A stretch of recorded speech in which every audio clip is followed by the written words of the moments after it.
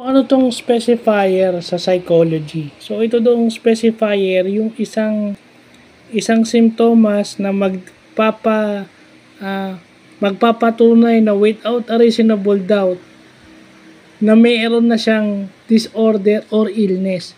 So para malaman natin kung meron na siyang depression or meron na siyang disability, yung mga specifier na yun ang magdidiin doon. Kumbaga pag nakita yun ng mga psychiatrist na may symptoms na siyang ganun, at yung severity, kung gaano nakalala yung symptoms na yun.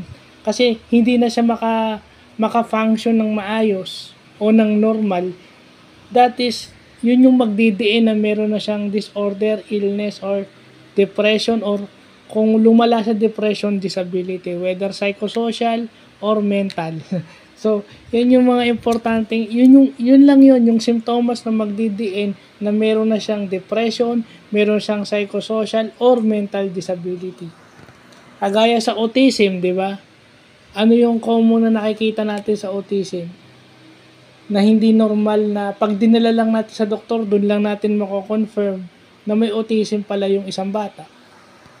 Di ba? Doon lang natin malalaman na autistic siya. Kasi yung mga professional doctors natin o yung mga doktor natin ang makakapagsabi na sila ay may ganun na, hindi tayong mga ordinaryong tao. Kailangan silang matignan ng doktor. So kung may napansin kayo na parang hindi tama sa mga anak nyo, siyempre dadalhin niya sa doktor, yung doktor lang ang magko-confirm.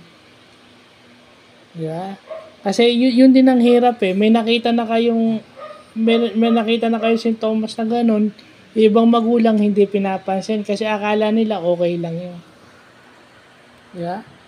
Meron nga akong nabalitaan dito sa lugar namin na PWD pero nahihiya. Wala na tayong magagawa sa ganun eh. Bakit ikakahiya nyo na may PWD kayong kasama sa bahay? O PWD yung anak nyo, di ba? So, yun lang yun. Yung specifier, yun yung manifestations na meron na siyang illness na psychosocial or mental or meron na siyang depression. Yun ang ibig sabihin lang nun. Yun ang sabihin ng specifier sa psychology. So, yun lang po.